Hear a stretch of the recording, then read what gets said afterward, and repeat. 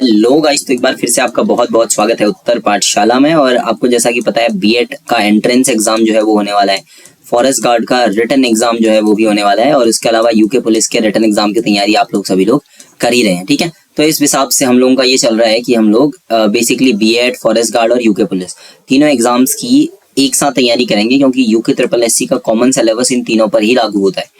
ऐसे में आज हम लोग बागेश्वर और चंपावत देखने वाले हैं, और इसके बाद केवल यूएस नगर या उधम सिंह नगर बच जाता है। तो इस हिसाब से हमारे सारे जिले इस हफ्ते खत्म हो जाने वाले हैं, और उसके बाद फिर उत्तराखंड के कुछ बहुत बेसिक्स जहाँ से क्वेश्चंस आते हैं ना, वो वाले चैप्टर्स उठाएंगे और सारा का सारा कवर कर लेंगे। ठीक है, तो चलिए उत्तराखंड सामान्य ज्ञान का आज का पोर्शन अपन लोग क्लियर करने वाले हैं। चलिए आगे बढ़ते हैं, आज स्टार्ट करते हैं बागेश्वर के साथ। ठीक है, तो सबसे पहले बागेश्वर के बारे में बात करेंगे। बागेश्वर के बारे में कॉमन फीचर्स ये हैं कि इसको उत्तर का वाराणसी कहते हैं। ठीक है, ऐसे बहुत सारे चीज आपको मिल जाएंगे। पुराना नाम अगर आप देखें व्याघ्रेश्वर करके आपको इसका नाम मिलेगा एक। ठीक है, व्याघ्रेश्वर। ठीक है, कल का अपना हिंदी का लेक्चर आप लोगों ने नहीं देखा हो तो वो भी देख लेना, संधि वगैरह के बारे में वहां हमने बात की हुई है। ठीक है, व्याघ्रेश्वर जो है वो कहा जाता है, मतलब ये माना जाता है कि शिव जो है वो यहाँ बाघ के रूप में या व्याघ्र के रूप में विचरण करते हैं, तो इस हिसाब से इस जगह का नाम जो है वो व्याघ्रेश्वर भी होता है। ठीक है, बाकी यहाँ जो है आपका भीलेश्वर और नीलेश्वर पर्वत पड़ेंगे, भीलेश्वर और नीलेश्वर पर्वत। ठीक है, अगर आप वैसे देखेंगे तो पूर्व की तरफ भीलेश्वर पड़ेगा, ऐसे ही पूर्व की तरफ से पश्चिम की तरफ नीलेश्वर आपका पड़ जाएगा। और ऐसे ही दो कुंड आपके यहाँ पड़ेंगे। ठीक है, उनके बारे में भी पढ़ना है, सूरज कुंड और अग्नि कुंड के बारे में। ये उत्तर और दक्षिण की तरफ हो जाएंगे, तो उत्तर में सूरज, ठीक है, दक्षिण में आपका चंद्र कुंड जो है, नील, ये आपका अग्नि कुंड जो है वो पड़ जाएगा। ठीक है, बाकी यहाँ पे ये मानते हैं कि सरयू रिवर जो है और गोमती रिवर जो है वो दो नदियां आ रही हैं, गोमती और सरयू। इसके अलावा एक और नाम आपको याद रखना है, अदृश्य सरस्वती जो है वो भी माना जाता है कि यहाँ पर मिल रही है। ठीक है, अदृश्य सरस्वती, गोमती और सरयू।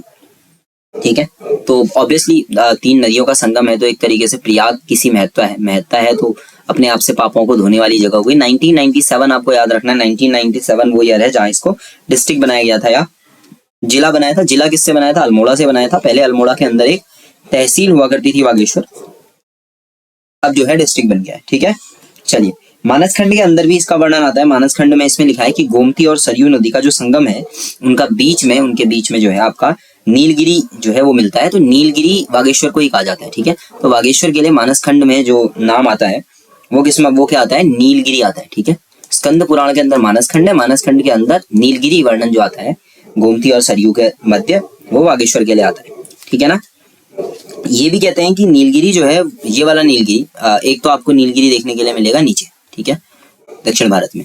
यहाँ इस नीलगिरी पर्वत के बारे में ये माना जाता है कि केवल एक पर्वत नहीं है, सबसे श्रेष्ठ पर्वत है, सर्वश्रेष्ठ मेरु इसको कहते हैं, हम सुवर्णांचल के नाम से भी इसको जानते हैं। ठीक है, नीलगिरी, नील पर्वत भी इसके लिए आपको देखने के लिए मिलेगा। मत्स्य पुराण के अंदर नील पर्वत का है, तो ये भी आपको देखने के लिए मिलेगा, और ये जो है पितृकर्म वगैरह के लिए बहुत ज्यादा फेमस रहा है, पहले से ही पुराणों में इसका वर्णन मिलता है। ठीक है ना, और उसके अलावा बात करेंगे तो यहाँ पर ये भी कहते हैं कि जो शिव हैं उनका निवास भी यहाँ रहता है। ठीक है, तो चंडीश जो शिवगण है उनका एक नाम आता है चंडीश। ठीक है, उनके बारे में भी यहाँ से संबंध आप कर सकते हैं। ठीक है ना, तो कुल मिला के वाराणसी वाला जो इलाका है उसी तरीके से इसके भी अपने आप में बहुत ज्यादा महत्ता रहती है। ठीक है, तो ये दूसरी वाराणसी आप इसको कह सकते हैं। ठीक है, और इसके अलावा वाणीश्वर नाम से यहाँ शिव की स्तुति भी होती है। ठीक है, तो वाणीश्वर, बागेश्वर, ये इस तरीके से मिलते हैं। तो बागनाथ जो है एक तरीके से, बागनाथ मंदिर भी यहाँ है, बागनाथ के नाम से इसको जानते भी हैं। यहाँ पे शिव जी की जो पूजा होगी वो किस फॉर्म पे होगी? शिव नाभि रूप में यहाँ पे पूजा होगी। ठीक है, तो शिव नाभि रूप में यहाँ पे पूजा की जाएगी बागनाथ के अंदर। ठीक है ना, उसके अलावा अपने आप में काफी पुराना इतिहास इसका रहा है। बागनाथ मंदिर के बारे में भी अलग से हम लोग पढ़ने वाले हैं। ठीक है, तो अपने आप में बहुत पुराना रहा है। अगर आप यहाँ देखेंगे तो यहाँ पे शिलालेख भी मिलते हैं बागेश्वर के अंदर। अब ये शिलालेख किसके हैं वो आपको याद रखना है। तो बागेश्वर के अंदर आपको शिलालेख देखने के लिए मिलेंगे। 9वीं सदी के आसपास के शिलालेख आपके पड़ते हैं, काफी पुराने शिलालेख हैं। और ये हैं आपके भूदेव, जो कि कत्यूरी राजवंश से संबंधित थे, उनके शिलालेख हैं, काफी पुराने शिलालेख हैं, तो प्रस्तर शिलालेख हैं। ठीक है, तो ये ध्यान रखना है आपको। ठीक है, यहाँ पे भूदेव ने बागेश्वर मंदिर समूह जो है उसकी शिला पर ही आपको देखने के लिए मिलेगा।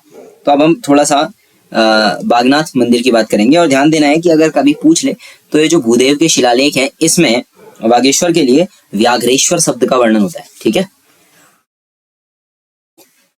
तो यहाँ पे व्याघ्रेश्वर जो है उसका वर्णन आपको देखने के लिए मिलेगा। चलिए बागनाथ मंदिर की तरफ चलते हैं। तो अपने आप में गोमती नदी और सरयू नदी के संगम पर जो विशिष्ट मंदिर है उसका नाम पड़ता है आपका बागनाथ मंदिर। कई मंदिरों की जो है वो मूर्तियां वगैरह हैं यहाँ पे, ठीक है। उसके अलावा इसी से बागनाथ मंदिर से ही कुछ दूरी पर आपको हख मंदिर भी मिलेगा यहाँ पे, और चंडिका मंदिर भी देखने के लिए मिलेगा। हख मंदिर और चंडिका मंदिर जो है वो दो फेमस मंदिर है यहाँ पे जो आपको मिल जाएंगे, ठीक है। तो बागेश्वर के बारे में ये सारा कुछ आपको नोट्स बना के लिख लेना है, ठीक है। चलिए आगे बढ़ते हैं। आगे बात करेंगे कौसानी की। कौसानी अपने आप में काफी फेमस हो जाता है। ये आपको दो नदियों में मिलेगा, एक तो पश्चिमी कोशी, ये ऐसे याद रख लीजिएगा, पश्चिमी कोशी, एक नदी आपकी पड़ गई पश्चिमी कोशी, ठीक है। और दूसरी आपकी नदी पड़ेगी कौन सी, गरुड़ नदी। तो गरुड़ नदी और पश्चिमी कोशी नदी जो है उनके संगम पर आपको मिलेगा। बागेश्वर से लगभग 40 किलोमीटर के आसपास आपका कौसानी जो है वो पड़ता है, ठीक है। तो यहाँ पे पिंगनाथ पहाड़ी आपका पड़ेगी। उसके अलावा अगर आप यहाँ से देखेंगे तो हिमालय, सूर्योदय, सूर्यास्त, ऐसे बहुत सारे जो दृश्य हैं वो देखने के लिए मिलते हैं, ठीक है। अच्छा, कौसानी के बारे में एक क्वेश्चन आपसे आ सकता है कि इसका पुराना नाम क्या था। तो पुराना नाम आपको याद रखना है, इसका पुराना नाम था बलना, ठीक है। तो बलना क्या है, इसका ओल्ड नेम है, ठीक है। और कौशानी क्यों नाम पड़ा, कौशानी नाम पड़ा क्योंकि ये तपस्थली रही है एक ऋषि की जिनका नाम है कौशिक। तो ऋषि कौशिक की तपस्थली रहने की वजह से इसका नाम पड़ा है कौसानी, ठीक है ना। उसके अलावा अगर आप देखेंगे तो यहाँ से लगभग सारी चोटियां दिख जाती हैं। चौखंबा है, त्रिशूल है, नंदा देवी है, उसके अलावा पंचचूला, पंचाचूली है, नंदा घुंटी है, ये सारी चोटियां जो है वो यहाँ से दिख जाती हैं, ठीक है ना। चलिए अब इसी के अंदर देखिए कत्यूर घाटी वगैरह आपको कौसानी के अंदर देखने के लिए मिल जाएगी। और एक कौसानी के बारे में एक चीज याद रखिएगा, 1929, ठीक है। इसके बाद अगर आप ध्यान देंगे 1929 के बाद फिर बाद में 1930 के आसपास से फिर दांडी मार्च, गांधी इरविन पैक्ट, ये सारे आ जाते हैं। तो 1929 में महात्मा गांधी जो है वो यहाँ आए थे और तकरीबन 14 दिनों तक वो यहाँ रहे थे कौसानी के अंदर। तो ये जगह गांधी जी से भी रिलेटेड देखी जाती है, ठीक है। और गांधी जी ने ही कौसानी को भारत का स्विट्जरलैंड कहा था, ठीक है। तो ये लाइन आपको याद रखनी है, भारत का स्विट्जरलैंड कौसानी को गांधी जी ने कहा था, ठीक है। और ये भारत का स्विट्जरलैंड जो है उन्होंने यहाँ जब वो प्रवास में रहे थे तभी कहा था। अब गांधी जी यहाँ रहे हैं तो यहाँ उन्होंने ये लिखा होगा कि कौसानी भारत का स्विट्जरलैंड है। तो ये कौन सी पत्रिका में लिखा, तो उस समय गांधी जी यंग इंडिया पत्रिका जो है वो लिख रहे थे। तो यंग इंडिया के अंदर उन्होंने ये लिखा है कि भारत का स्विट्जरलैंड जो है वो कौन है, कौसानी, ठीक है। जो इस तरीके से याद रखेंगे तो याद रह जाएगा। सारे फैक्ट गांधी जी के आसपास घूम रहे हैं तो आसानी से याद रखे जा सकता है। ईयर याद रखना है 1929, 14 दिन के लिए रहे थे और 14 दिन में यहाँ जब रहे तो यंग इंडिया लिखा होगा उस बीच, और उसी में यंग इंडिया में उन्होंने कौसानी को भारत का स्विट्जरलैंड कहा है। पुराना नाम हो गया बलना, कौशिक ऋषि से रिलेटेड हो गए, पश्चिमी कोशी और गरुड़ नदी जो है उनके संगम पर आपका कौसानी पड़ता है, ठीक है। उसके अलावा यहाँ पे जहाँ उन्होंने प्रवास किया वहां पे उन्होंने एक आश्रम आपको देखने के लिए मिलेगा जिसको हम कहते हैं अनाशक्ति आश्रम। तो अनाशक्ति आश्रम की लोकेशन कोई पूछ ले तो आगे कौसानी आप कह सकते हैं, है ना। तो अनाशक्ति आश्रम जो है वो यहाँ पे रख सकते हैं। हुआ ये कि यहाँ पे उन्होंने गीता का अनाशक्ति योग जो दर्शन है, अनाशक्ति योग, उसके बारे में लिखा था, तो इसीलिए अनाशक्ति आश्रम पड़ा। इसके अलावा एक और आश्रम यहाँ पे आपको देखने के लिए मिलेगा, लक्ष्मी आश्रम। अब लक्ष्मी आश्रम का संबंध भी गांधी जी से ही है। तो लक्ष्मी आश्रम जो है वो गांधी जी को जो शिष्या रही हैं, ठीक है, सरला बहन, तो सरला बहन का जो आश्रम है उसको लक्ष्मी आश्रम कहा गया है। वो भी कहाँ पड़ता है आपका, यहीं पड़ेगा, ठीक है। उसके अलावा चाय बागान है। अब यहाँ की जो चाय है उसके लिए एक खास नाम यूज किया जाता है, गिरियास टी, गिरियास टी। तो ये जो चाय है गिरियास टी, अगर आपको कहीं सुनने के लिए मिले तो आपको याद रखना है कि इसका उत्पादन कौसानी में ही होता है, ठीक है। तो गिरियास टी का उत्पादन जो है वो आपका कहाँ होता है, कौसानी के अंदर होता है, ठीक है। उसके अलावा यहाँ पे एक जन्मस्थली आपको देखने के लिए मिलेगी, बहुत ही फेमस, सुमित्रा नंदन पंत जी की, ठीक है। हिंदी साहित्य के अंदर आप लोग इनका नाम बार बार सुनेंगे। सुमित्रा नंदन पंत जी जो है इनकी जन्मस्थली भी आपको कहाँ देखने के लिए मिलेगी, कौसानी के अंदर भी देखने के लिए मिलेगी, ठीक है। अभी पंत वीथिका करके इस जन्मस्थली को जाना जाता है, अपने आप में लघु संग्रहालय है यहाँ पे को, ठीक है।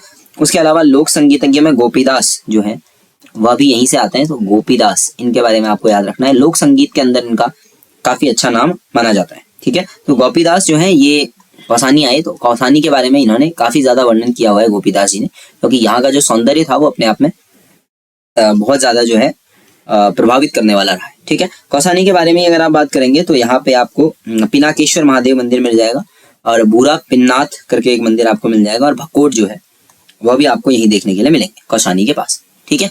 अब कौसानी के बाद बात करते हैं बैजनाथ की। ठीक है, ये लगभग 26-27 किलोमीटर आसपास आपका पड़ेगा और बागेश्वर से कौसानी से आप बात करेंगे तो लगभग 19 किलोमीटर के आसपास ये पड़ेगा। यहाँ पे एक तो गोमती नदी बहेगी, ठीक है, तो एक नदी आपकी हो गई गोमती नदी, और दूसरी नदी जो आप यहाँ पे देख सकते हैं वो अगेन गरुड़ गंगा होने वाली है। ठीक है, तो गोमती और गरुड़ गंगा जो नदी है उनका संगम आपको देखने के लिए मिलेगा कहाँ पे, बैजनाथ के अंदर। ठीक है, मंदिरों का एक ग्रुप है, संग्रहालय है। ठीक है, इस तरीके से यहाँ पे इंसान के आकार की, आदमी के आकार की एक जो प्रतिमा है पत्थर की बनी हुई है। ठीक है, और मतलब उसको देख के लगेगा कि वो कांस्य प्रतिमा है, पर पत्थर जो है वो पत्थर की बनी हुई मूर्ति है। ठीक है ना, तो इसमें कत्यूरी, चंद, गंगोली वंश के राजाओं ने अपना अलग अलग टाइम पे बैजनाथ मंदिर का जो है जीर्णोद्धार करवाया है। ठीक है, इसी के पास में आपको चौपड़ चबूतरा देखने के लिए मिलेगा, एक चौपड़ चबूतरा। ठीक है, और ये चौपड़ चबूतरा कत्यूरी राजाओं से संबंधित है। ठीक है, तो इस तरीके से आप लोग अगर याद करेंगे तो काम बन जाएगा। चलिए, उसके अलावा पिंडारी ग्लेशियर, इसके बारे में काफी बार क्वेश्चन पूछा जा चुका है। तो पिंडारी ग्लेशियर आपका ये तकरीबन नंदाकोट जो शिखर है उसकी ढलान जो है, पश्चिमी ढलान जो है वहां पे आपका ये पड़ता है। ठीक है, बहुत ज्यादा आकर्षक है क्योंकि यहाँ पे आपको भोजपत्र मिलेंगे, भोजपत्र के साथ कस्तूरी मृग भी मिल जाएगा और मोनाल भी मिल जाएगा। तो मोनाल और कस्तूरी मृग दोनों आपको पिंडारी ग्लेशियर के पास मिल जाएंगे। ठीक है, अगली बात करते हैं कोट भ्रामरी या नंदा मंदिर की। देखिए, कोट भ्रामरी या नंदा मंदिर जो है यहाँ पे आपको कत्यूर राजवंश की इष्ट देवी एक तरीके से आप ये कह सकते हैं भ्रामरी। ठीक है, जैसे राजराजेश्वरी देवी के बारे में मैंने आपको बताया था, ऐसे ही कत्यूर राजवंश के अंदर आपको देखने के लिए मिलेंगी भ्रामरी देवी, भ्रामरी। तो उनका जो मंदिर है वो, और इसके अलावा यहाँ पे आपको चंदवंश ने जो नंदा मंदिर स्थापित किया था वो भी आपको यहाँ देखने के लिए मिलेगा। अगर आपको राजवंश याद करने हो तो नंदा देवी से आप चंदवंश याद कर सकते हैं और यहाँ कत्यूर राजवंश। ठीक है, ऐसे गढ़वाल के अंदर आप लोग राजराजेश्वरी जो है उनके बारे में याद कर सकते हैं। चलिए, एक और स्थल पांडु स्थल जो है ये लगभग आपका कुमाऊं और गढ़वाल का जो बॉर्डर वाला इलाका है वो बनवाता है। ठीक है, तो ये माना जाता है कि यहाँ पे पांडवों ने अपना अज्ञातवास जो है उस दौरान यहाँ पे पांडव लोग आए होंगे, तो इसीलिए पांडु स्थल के नाम से इसको जानते हैं। ठीक है, और यहाँ पे जो मेला लगेगा पांडु स्थल में वो बहुत फेमस मेला है, खासकर लोकल में तो बहुत फेमस है। और वो कब लगता है आपका, वो मेला आपका लगता है जन्माष्टमी के दिन। ठीक है, तो जन्माष्टमी का मेला जो है वो आपको देखने के लिए मिलेगा पांडु स्थल के अंदर। चलिए, उसके बाद बात करते हैं भद्रकाली जो शक्तिपीठ है, ये आपका बागेश्वर से तकरीबन 30-33 किलोमीटर के आसपास पड़ेगा। ठीक है, मतलब जैसे गढ़वाल का काली मठ है वैसे ही कुमाऊं के अंदर भद्रकाली मठ जो है या भद्रकाली है वो माना जाता है। यहाँ पे आपको तीनों देवियों की मूर्तियां देखने के लिए मिलेंगी, जैसे महाकाली, महालक्ष्मी, महासरस्वती, ये तीनों मूर्तियां आपको देखने के लिए मिलेंगी भद्रकाली के अंदर। ठीक है ना, तो ये आपका रहा किसके बारे में, बागेश्वर के बारे में। ठीक है, तो बागेश्वर का हमने कवर कर लिया। बागेश्वर को अगर आप देखेंगे डिस्ट्रिक्ट वाइज तो इस तरीके से बागेश्वर में यहाँ आपको देखने के लिए मिलेगा पिथौरागढ़, ठीक है, नीचे अल्मोड़ा और ऊपर चमोली। ठीक है, यहाँ पे आपका चमोली मिल जाएगा। ठीक है, तो इस तरीके से थोड़ा बहुत बेसिक अगर आप याद रख लेंगे तो काम बन जाएगा। चलिए आगे बढ़ते हैं, अब बात करेंगे चंपावत की। ठीक है, और इसके बाद केवल यूएस नगर है जो अपना बच जाएगा। और यूएस नगर की अगर हम बात करेंगे तो यूएस नगर भी बहुत ज्यादा टाइम आपका लेने वाला नहीं है, कुछ बहुत मेजर सिटीज जो है उसके बारे में पढ़ेंगे और फिर कुछ बहुत क्वेश्चन हम लोग वहां से निपटा लेंगे। उसके बाद आपका ये वाला जो प्रमुख पर्यटक स्थल वाला है इसका काम अपना बन जाएगा। ठीक है, तकरीबन 5000 फुट की ऊंचाई जो है वो आपको देखने के लिए मिलेगी इसकी समुद्र तल से। ठीक है, चलिए अगर बात करेंगे तो इसकी स्थापना की बात की जाए तो 953 ईस्वी जो है ये माना जाता है, जो चंद्रवंशीय राजा है सोमचंद्र उनके द्वारा माना जाता है कि इसकी स्थापना हुई थी। प्रथम चंद्रवंशीय राजा इनको कहते हैं, सोमचंद्र जो है उनके द्वारा इसकी स्थापना की माना जाता है। ठीक है, एक तरीके से चंपावत को कहते हैं कि ये कुमाऊं का पहला नगर है, कुमाऊं रीजन का पहला नगर जो है वो चंपावत ही है, पहला नगर माना जाता है चंपावत को। ठीक है, उसके बाद 953 में जब इसकी स्थापना की गई होगी उसके बाद से बहुत लंबे समय तक अप्रोक्स आप मान के चलिए 1563 ईस्वी तक, ठीक है, 1563 ईस्वी तक चंद राजाओं की राजधानी यही थी। ठीक है, उसके बाद की हिस्ट्री आपने पहले अल्मोड़ा वाले रीजन में चेक कर लीजिएगा, वहां आपने इसके आगे की कहानी पड़ी हुई है। ठीक है, इंटरलिंक करेंगे तो आपका काम बन जाएगा। तो 1563 तक 953 से लेकर के चंद राजाओं की राजधानी जो रही वो यही रही। एक तरीके से आप कह सकते हैं कि कुमाऊं क्षेत्र की राजधानी रही थी। फिर आप अल्मोड़ा वाले में जाएंगे तो आप देखेंगे कि 1563 में जो है फिर जो राजधानी है वो यहाँ से कहाँ शिफ्ट कर दी गई थी, अल्मोड़ा शिफ्ट कर दी गई थी। तो फिर अल्मोड़ा नगर बना, फिर अल्मोड़ा चले गई है ना, इस तरीके से चला था। अगर बात करेंगे 1997 की यहाँ पे, ठीक है, एक मिनट, 1997 में अगर आपको डे याद रखना हो तो डे आप याद रख सकते हैं 15 सितंबर, 15 सितंबर 1997 जो है, उस दिन जो है ये क्या बन गया आपका, एक डिस्ट्रिक्ट बन गया, जनपद बन गया, जिला बन गया। तो ये डेट आपको याद रखनी है, 15 सितंबर 1997। ठीक है ना। चलिए, बेसिकली चंपावत की बात करेंगे तो इसके बाद फिर मंदिर वगैरह उसके बाद देखेंगे। सबसे पहले केवल अगर चंपावत की बात करेंगे तो यहाँ पे ये माना जाता है कि चंपावत के अंदर जो कूर्म अवतार है उससे इसको रिलेट किया जाता है। कच्छप अवतार या कूर्म अवतार जो है वहां से रिलेट करके हम यहाँ पे कानदेव जो है उनके बारे में बात करते हैं। भगवान विष्णु का जो अवतार रहा है कूर्म अवतार, उसकी शिला कानदेव जो है वो यहाँ देखने के लिए आपको मिलेगी। गौरेल आश्रम गोलिलचोड़ आपको चंपावत के अंदर देखने के लिए मिलेगा। एक तरीके से आप कह सकते हैं कुमाऊं के जो लोक देवता हैं वो। उसके अलावा भी यहाँ पे ये माना जाता है कि चंद राजवंश की राजधानी चंपावत रही है, उसके साथ में बौद्ध तीर्थ भी रहा है। ठीक है। और उसके अलावा कैलाश मानसरोवर के मार्ग में भी पड़ता है, तो इसीलिए भी अपने आप में काफी ज्यादा महत्व चंपावत का रहता है। ठीक है। पुराना नाम देखा जाए चंपावत का तो ये बड़ा कॉमन नाम है कुमू। इसको आप दोनों से रिलेट कर सकते हैं, कुमाऊं से भी और कूर्म अवतार से भी। और उसके अलावा भी यहाँ काली नदी की वजह से भी आपको देखने के लिए मिलेगा। जो काली रिवर है या काली नदी है उसको कुमू काली जो है इस इलाके का नाम पड़ता है, कुमू काली। ठीक है। कुमाऊं और काली दोनों जोड़ दिए। ठीक है ना। चलिए, चंपावती और मतलब मेजरली देखा जाए तो यहाँ जो नदी है उसका नाम ही आपका चंपावती देखने के लिए मिल जाता है, चंपावती। और चंपावती के अलावा अगर आप देखेंगे गटकी गाड़ जो है वो भी यहाँ देखने के लिए मिलती है, गटकी गाड़, चंपावती गड़की गाड़। ठीक है। ये दो नदियां आपको यहाँ याद रखनी है। वैसे मेजरली चंपावती पूछेगा नहीं, गड़की गाड़ पूछने के चांसेस ज्यादा है। ठीक है। तो इस तरीके से आपको याद रखना है। और अगर आप हिस्ट्री के हिसाब से देखेंगे तो कुमाऊं कूर्म अवतार से रिलेटेड है, तो क्रांतेश्वर महादेव जो है उनका मंदिर देखने के लिए मिलेगा, क्रांतेश्वर महादेव। ठीक है। जिनको हम कूर्मपाद या कांदेव के रूप में भी जानते हैं। ठीक है। अगर ये आपको देखना हो बद्री दत्त पांडे जो है उनकी हिस्ट्री की जो बुक है कुमाऊं का इतिहास करके, उसमें आपको देखने के लिए मिलेगा क्रांतेश्वर के बारे में डिटेल से। वहां आप लोग इसके बारे में अगर पढ़ना चाहें तो पढ़ सकते हैं। ठीक है। कूर्मपाद या कांदेव या क्रांतेश्वर महादेव मंदिर है। इस पर्वत के ठीक सामने अगर आप देखेंगे तो वहां मल्लाड़ेश्वर महादेव मंदिर है, फिर हिंगला देवी मंदिर है, नरसिंह देवता का मंदिर है। इस तरीके से बहुत सारे मंदिर आपको यहाँ एक ही पर्वत के इर्द गिर्द देखने के लिए मिल जाएंगे। ठीक है। बेसिकली अगर चंपावत की बात की जाए तो इस तरीके से आपको चंपावत देखने के लिए मिलेगा। यहाँ आपका पिथौरागढ़ आ जाएगा, अल्मोड़ा आ जाएगा। ठीक है। अल्मोड़ा पिथौरागढ़, उसके बाद नैनीताल, और एक तरफ आपको याद रखना है कि नेपाल से ये बॉर्डर बनाएगा, तो यहाँ पे आप लोग नेपाल को रख के देख सकते हैं, पिथौरागढ़, अल्मोड़ा, नैनीताल। नीचे अगर आप देखें तो यहाँ थोड़ा सा यूएस नगर आपको देखने के लिए मिलेगा। ठीक है। तो उधम सिंह नगर से भी लगाएगा बॉर्डर, नैनीताल से भी लगाएगा, अल्मोड़ा से भी, पिथौरागढ़ से भी, और साथ में नेपाल के साथ भी इंटरनेशनल बाउंड्री आपको देखने के लिए मिल जाएगी। ठीक है ना। चलिए, हिंगला देवी वगैरह के बारे में यहाँ आप अलग से पढ़ सकते हैं। ठीक है। हिंगला देवी मंदिर जो है काफी फेमस है।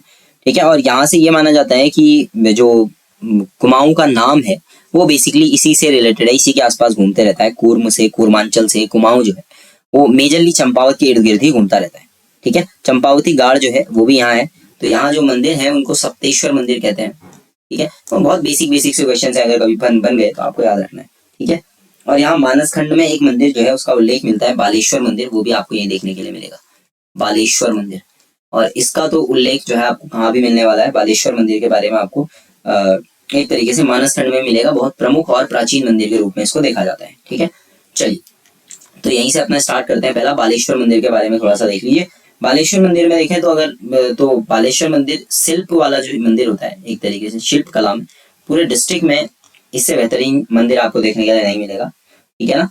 तो बालेश्वर महादेव मंदिर जो है शिव जी का मंदिर है, तो ये आपको याद रखना है, शिल्प कला की दृष्टि से बहुत ज्यादा महत्वपूर्ण हो जाता है। ठीक है ना।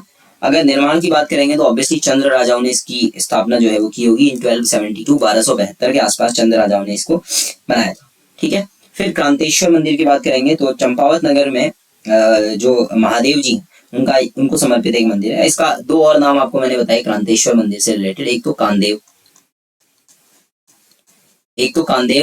का मैंने आपको जिक्र बताया। ठीक है। कांदेव से रिलेटेड हो गया। और एक कूर्मापद जो है वो भी आपको देखने के लिए मिलेगा। तो कभी कभी कूर्मापद आपको वर्ड देखने के लिए मिल सकता है। क्रांतेश्वर मंदिर से रिलेटेड है कांदेव और कूर्मापद। अब इसलिए पूरा का पूरा जो है ना आपका कुमाऊं नाम जो है वहां से रिलेटेड है, और ये पूरा का पूरा आपका भगवान विष्णु के कूर्म अवतार से संबंधित है।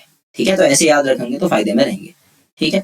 चलिए, उसके अलावा नागनाथ की जो बात करेंगे, ये आपको शिल्प की दृष्टि से ठीक ठाक है, ये तहसील के पास आपको मिलेगा यहाँ, तो इसीलिए बहुत ज्यादा इंपॉर्टेंट नहीं है, इसलिए याद रखना है कि शिल्प के आसपास है, मेन सिटी में होने की वजह से, तहसील के इलाके के पास होने की वजह से कभी कभार चांसेस बन जाते हैं कि कॉमनली पूछ ले, ठीक है। उसके अलावा 9 ढूंगा घर, ये 9 पत्थर, ढूंगा मतलब पत्थर, तो 9 पत्थरों का मकान, घर मतलब मकान, तो 9 पत्थर जो है उनसे रिलेटेड मकान, ठीक है। 1.5 किलोमीटर के आसपास आपका पड़ेगा, ये तल्ली मानती गांव है, वहाँ जो है ये है। एक मकान के किसी भी कोने से गिनेंगे तो वहाँ 9 ही पत्थर आपको मिलेंगे, तो इसीलिए इस जगह का जो नाम है वो 9 ढूंगा घर है, ठीक है। मतलब एक तल्ली मानती करके गांव है, वहाँ मकान होगा, उस मकान में अगर आप देखेंगे और किसी भी कोने से अगर आप गिनेंगे तो आपको 9 ही पत्थर मिलने वाले हैं उस घर में, तो उसको 9 ढूंगा घर कहते हैं, ठीक है। थोड़ा सा अपने आप में एक यूनिक चीज है, क्या पता पूछ ले, तो याद रखना 9 ढूंगा घर आपको देखने के लिए मिलेगा, कहाँ, आपका चंपावत के अंदर, ठीक है ना। चलिए, एक हथिया नौला, इससे क्वेश्चन पूछा जा चुका है और पूछे जाने की पूरी चांसेस है, इसकी वजह से इसको भी इंपॉर्टेंट कर लेना 9 ढूंगा घर को, क्योंकि एक हथिया नौला पूछा है उसने, तो ये भी पूछ सकता है, ठीक है। तो एक हथिया नौला या अद्वैत आश्रम के आसपास आपको देखने के लिए मिल जाएगा। अगर इसी की बात करेंगे तो यहाँ एक हथिया नौला जो है, इसका बेसिकली संबंध ये है कि यहाँ पे हाथ जो है वो काट दिए गए थे। देखिए हुआ ये था कि चंद राजाओं का एक मिस्त्री जो है, जगन्नाथ मिस्त्री, उन्होंने बालेश्वर मंदिर बनाया, ठीक है। अब देखिए हुआ ये कि चंद राजाओं के राजमिस्त्री रहे होंगे, तो जगन्नाथ मिस्त्री, ठीक है, जगन्नाथ मिस्त्री। अब ये जगन्नाथ मिस्त्री, इन्होंने बालेश्वर मंदिर बनाया, ठीक है। ताजमहल के बारे में भी आपने कुछ ऐसी कहानी सुनी होगी, इन्होंने बनाया बालेश्वर मंदिर।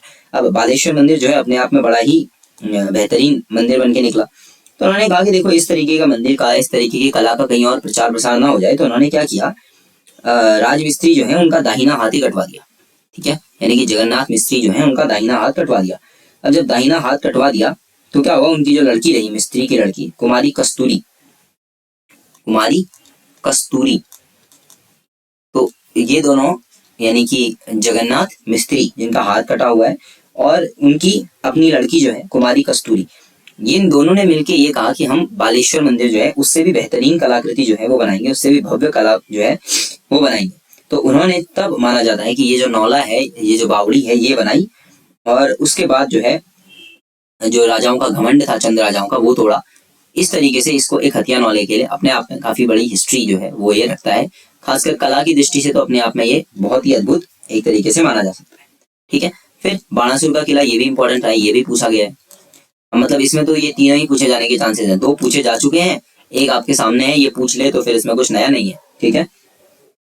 चलिए, बाणासुर के किले की बात करेंगे तो ये लगभग आपका लोहाघाट से 4 किलोमीटर दूर आपका पड़ेगा, लोहाघाट से 4 किलोमीटर के आसपास इसकी डिस्टेंस आपकी पड़ेगी बाणासुर के किले की। एक शिखर के ऊपर है, सीढ़ियां वगैरह बनेंगी, और बाणासुर जो है वो शिव का अनन्य भक्त माना जाता रहा है, ठीक है। इससे ज्यादा कुछ बहुत खास इसमें है नहीं, बहुत ज्यादा देख रेख से बाणासुर का किला रखा भी नहीं गया है, ठीक है। लोहाघाट की बेसिकली बात करेंगे तो चंपावत से कुछ दूरी पर पड़ेगा, आपका 14-15 के आसपास आपको पड़ेगा, ठीक है, लोहाघाट।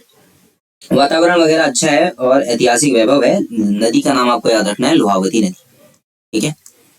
अगर ये पूछ ही लेगा तो आप लोग टिक कर लेंगे, अगर इससे रिलेटेड कोई क्वेश्चन आ गया तो, ठीक है।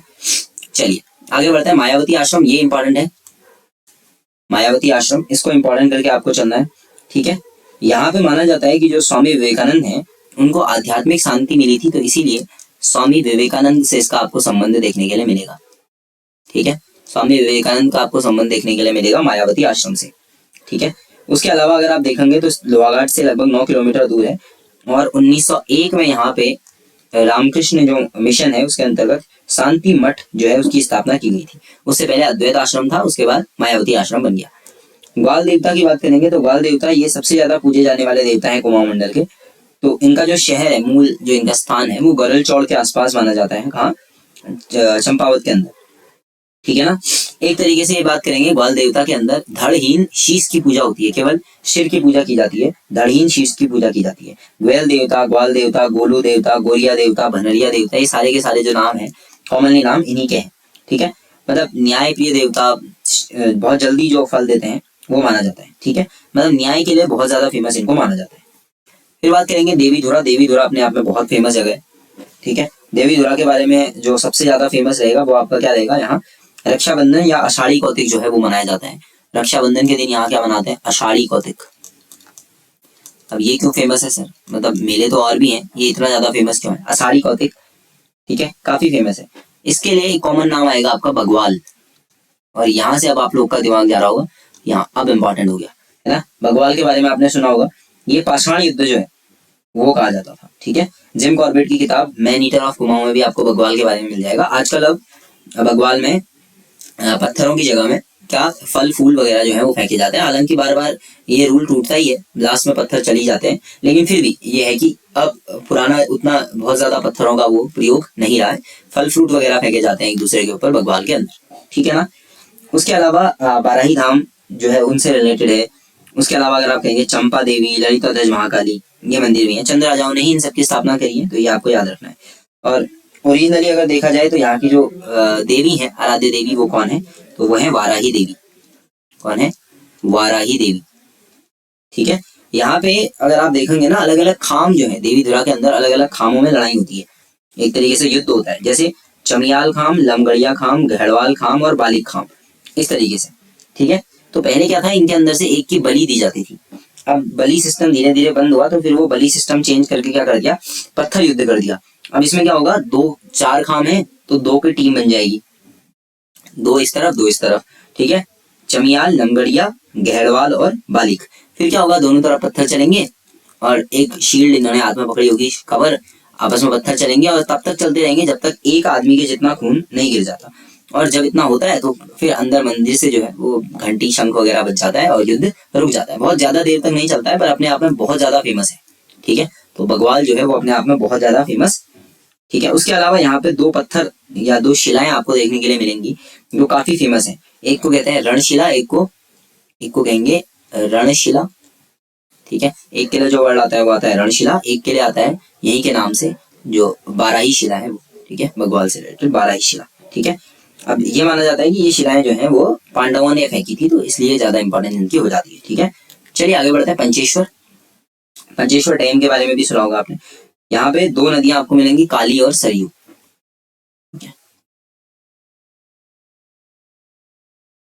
काली सरयू, ये 2 नदियां मिलेंगी। लोहाघाट से कुछ 30-40 किलोमीटर के आसपास डिस्टेंस पड़ेगी आपकी। चंपावत नेपाल, इस बॉर्डर पे ये पड़ेगा आपका, एक तरफ नेपाल एक तरफ चंपावत। यहाँ पे चौमू मेला या चौमुख मेला जो है वो बहुत फेमस है। चामू या चौमुख मेला जो है वो बहुत ज्यादा फेमस है यहाँ, ठीक है। इसमें क्या होता है, पशु रक्षक जो है भगवान शिव, उनकी पूजा यहाँ पे होती है पंचेश्वर के अंदर, ठीक है। फिर बात करेंगे श्यामला ताल, ठीक है, शामताल आपको देखने के लिए मिलेगा। एक तरीके से झील जो है वो देखने के लिए मिलेगी और इसके किनारे आपको विवेकानंद आश्रम भी मिल जाएगा। ये फेमस है इसके ब्लू कलर की वजह से, नीला रंग इसका एकदम है, ठीक है। और तकरीबन 1.5 स्क्वायर किलोमीटर 1.5 किलोमीटर के आसपास आपको देखने के लिए मिलेगा। और यहाँ पे झूला मेला लगता है, तो ये भी अपने आप में काफी फेमस है, झूला मेला। एक और फेमस जगह आपने देखी होगी, मीठा रीठा साहिब, जिसको हम कहते हैं रीठा साहिब कॉमनली, ठीक है। यहाँ का संबंध, रीठा साहिब का संबंध गुरु नानक देव जी से माना जाता है।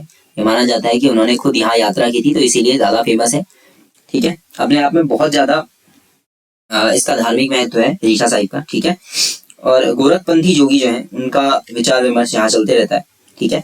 यहाँ पे भी 2 नदियां हैं, देयुरी, लोधिया और राटिया। गांव का नाम है यहाँ पे देयुरी, लोधिया और राटिया, 2 नदियां आपको देखने के लिए मिलेंगी, लोधिया और राटिया। इन 2 नदियों का संगम जो बनता है वहां पे ये जगह आपका देखने के लिए मिलेगी, ठीक है। गुरुद्वारे का निर्माण की बात करेंगे तो 1960 के अंदर यहाँ पे गुरुद्वारा बना था, 1960 में। और 1960 के बाद से बहुत ज्यादा फेमस जो है गुरुद्वारा है। यहाँ पे क्या है, जो रीठे हैं वो मीठे रीठे देखते हैं, 1-2 पेड़ों के जो रीठे हैं वो मीठे होते हैं, तो दैट्स वाई बहुत ज्यादा फेमस है, ठीक है ना। तो नाथ पंथ जो है वो घेरनाथ, उनका मंदिर और गुरुद्वारा ये साथ मिलकर यहाँ पे बने हुए, ठीक है। पूर्णागिरी मंदिर की बात करेंगे, अपने आप में बहुत ज्यादा फेमस मंदिर है, ठीक है। ये टनकपुर से तकरीबन 20 किलोमीटर के आसपास पड़ेगा आपका, ठीक है। और यहाँ पे मेला लगेगा चैत्र नवरात्रि के अंदर, तो ये आपको याद रखना है, चैत्र नवरात्रि में यहाँ मेला लगता है पूर्णागिरी के अंदर, ठीक है। तो मतलब पूरे देश से यहाँ साल भर लोग आते रहते हैं, पूर्णागिरी बहुत फेमस है, ठीक है। उसके अलावा जो जय माता दी वाले जो आपने गाना सुना होगा, वो यही चढ़ाई के दौरान जो है वो नारे बहुत ज्यादा लगाए जाते हैं, ठीक है। यहाँ पे माना जाता है पूर्णागिरी के अंदर देवी सती का नाभि वाला हिस्सा जो है वो गिरा था, और इसीलिए ये अपने आप में क्या हो गया, 108 शक्तिपीठों में से एक माना जाता है, ठीक है। वैसे 52 शक्तिपीठों के बारे में सुना होगा, ठीक है। बहुत ज्यादा कंफ्यूजन नहीं करना है, 108 शक्तिपीठों के अंदर जो गिनती करेंगे उसमें इसको रख लेना है, बस हो गया, ठीक है। चलिए पाताल रुद्रेश्वर गुफा भी देख लीजिए। पाताल रुद्रेश्वर गुफा ये लगभग 1993 के आसपास ढूंढी गई थी, 1993 में। इसके लिए कहानी है कि एक बच्चे को, 13-14 साल के एक बच्चे को, 14 साल के एक बच्चे को सपने में पता चला था, ठीक है, सपने में इसके बारे में बताया और माँ दुर्गा के दर्शन हुए, उन्होंने सपने में बताया। और बाद में जब ये गुफा ढूंढी गई तो बारसी गांव जो है वहाँ मीठा रीठा साहिब से कुछ दूरी पर लगभग 6-7 किलोमीटर के आसपास वहां आपको एक गुफा मिल जाएगी। तो इसकी खोज जो है वो इस तरीके से हुई है, ये माना जाता है, ठीक है। तो ये पूरा का पूरा हमने चंपावत और बागेश्वर जितने इंपॉर्टेंट हो सकते हैं सारे के सारे क्वेश्चन और टॉपिक वाइज देख लिया है, ठीक है। इससे ज्यादा कुछ क्वेश्चन यहाँ से बनने के चांसेस नहीं है ऐसे डायरेक्ट बेसिस पे। बाकी जो हिस्ट्री वगैरह है उसको अलग से हम लोग देखेंगे, ठीक है। तो होप सो गाइस ये वीडियो पसंद आई होगी। अब केवल उधम सिंह नगर अपना बचा हुआ है, वो भी हम जल्दी कवर कर लेंगे, ठीक है। तो डिटेल्स बाकी मैंने आपको बताई है। मंडे को हिंदी, ट्यूसडे को अपना उत्तराखंड, उसके बाद फिर वेडनेसडे से रीजनिंग आपकी कल होगी, लाइव क्लास होगी कल भी, ठीक है। तो कल आप लोग लाइव जुड़ेंगे कितने बजे? ठीक 10 बजे। फिर थर्सडे को उत्तराखंड होगा अपना, फिर फ्राइडे को एक जीएस का सेशन रखेंगे कोई एक टॉपिक, और उसके बाद सैटरडे को अपना उत्तराखंड रहेगा, ठीक है। मे पॉसिबल हम लोग फ्राइडे को पार्लियामेंट वगैरह कुछ कर लें पॉलिटी के अंदर, ठीक है, ऐसा एक टॉपिक। सैटरडे को उत्तराखंड अपना होगा, ठीक है ना। और उसके अलावा गाइस अगर आप लोगों ने पर्यावरण पर्यवेक्षक, लैब असिस्टेंट वगैरह के फॉर्म भरे हुए हैं, उसकी तैयारी आप कर रहे हैं और आप चाहते हैं कि एक क्लासरूम तरीके का आपका एटमॉस्फेयर बन जाए और आप लोग तैयारी करें, तो केवल 2400 रुपए में आपको 85 से ज्यादा वीडियोस, एक घंटे की जो वीडियोस हैं वो आपको देखने के लिए मिल जाएंगी। पूरा का पूरा एक तरीके से पेड कोर्स में आपको एक घंटे के लेक्चर बिल्कुल क्लासरूम की तरह देखने के लिए मिलेंगे। और इसमें यूनिट 1 और यूनिट 2 दोनों आपको कवर मिलेंगे। यूनिट 3 आपका ऑप्शनल है तो वो आपको तैयार करना है। यूनिट 1 और यूनिट 2 एक साथ सारे लेक्चर्स आपको इसमें देखने के लिए मिल जाएंगे। तो अगर आपको ये परचेज करना हो तो आप सिंपली क्या कर सकते हैं, या तो नीचे डिस्क्रिप्शन के अंदर या और जगह जो लिंक है वहां पे क्लिक करके हमारे ग्रुप से ज्वाइन कर लीजिए, या सिंपली अपना नाम व्हाट्सएप कर दीजिए 9012668631 नंबर पे। तो इधर से भी आप लोग जो है पेड कोर्स की डिटेल जो है वो ले सकते हैं, ठीक है। होप सो गाइस वीडियो आपको पसंद आई होगी। गाइस पसंद आई है तो लाइक कीजिए, शेयर कीजिए and thank you. Till next video.